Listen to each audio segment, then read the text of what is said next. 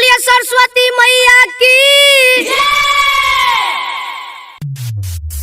सुनी सात सुर के माई हम पे दया बरसाई, माई दर्शन देखाई ताला बिना के बजाई।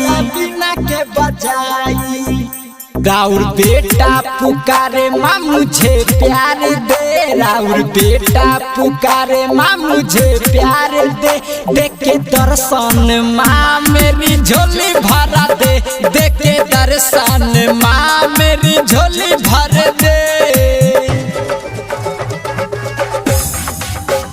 देखे दर्शन माँ मेरी झोली भर दे।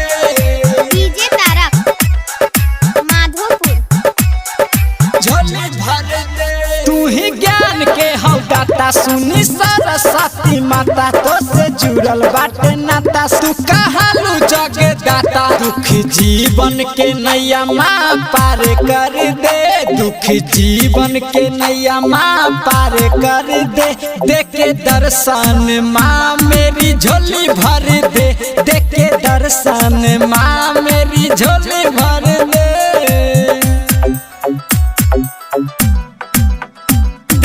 दर्शन माँ मेरी झोली भर दे।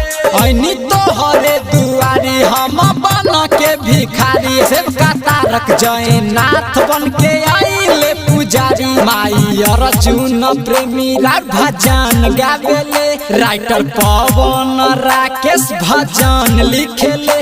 देखे दर्शन माँ मेरी झोली भर दे, देखे दर्शन माँ मेरी झोली भर